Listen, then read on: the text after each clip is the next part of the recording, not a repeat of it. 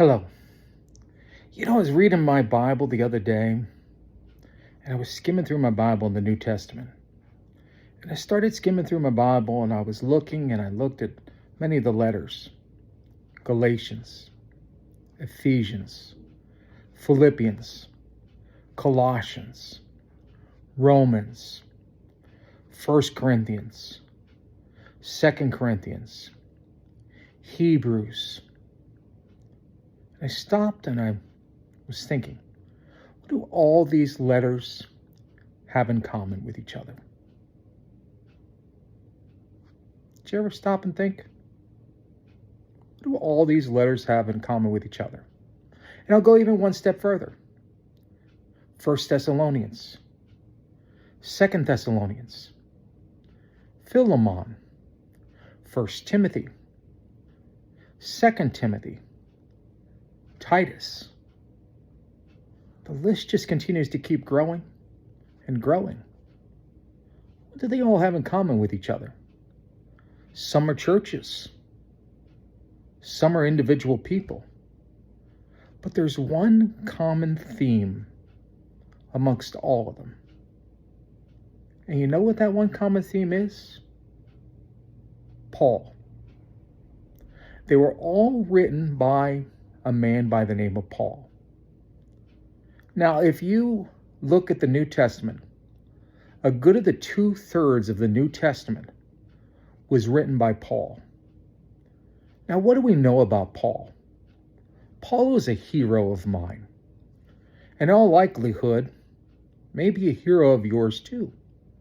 He was a tireless evangelist. He was the apostle to the Gentiles.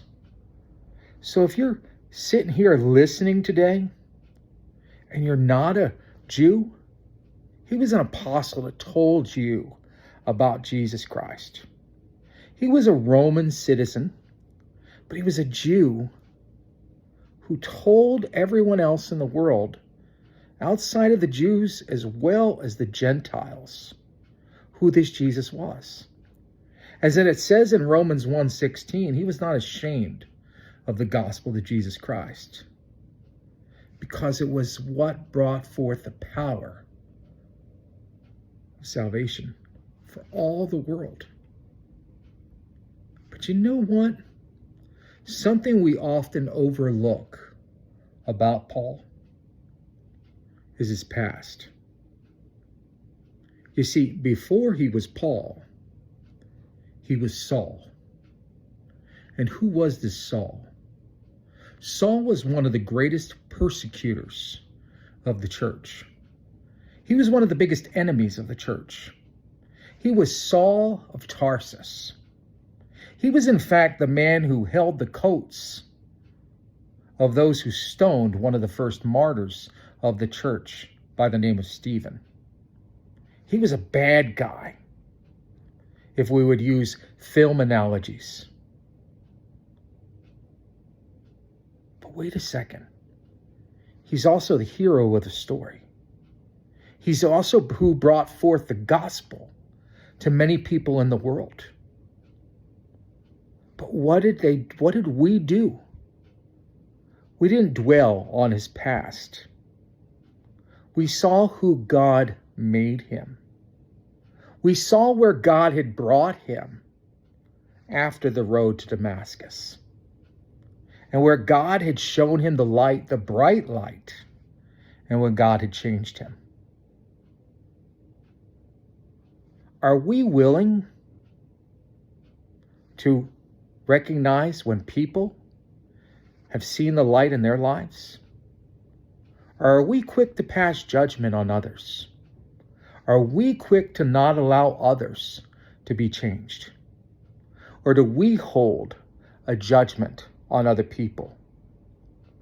Do we wait and say we hold them by their past, by their mistakes, no matter whether God has changed them or not? We're grateful when God changes our past and transforms us into the people he has made us.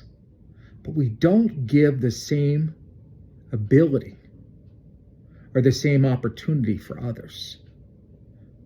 What would happen if people didn't give Saul that opportunity when God changed his name to Paul?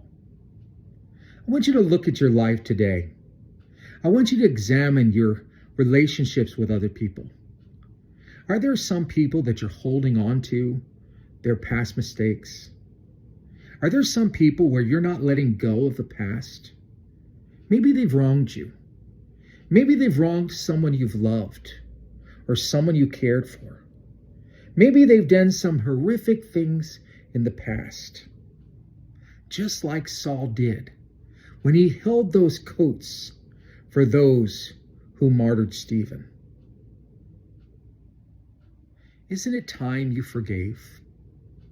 Isn't it time you allowed those Sauls who've been changed by God to be those brothers and sisters standing alongside you because you're standing next to that Paul?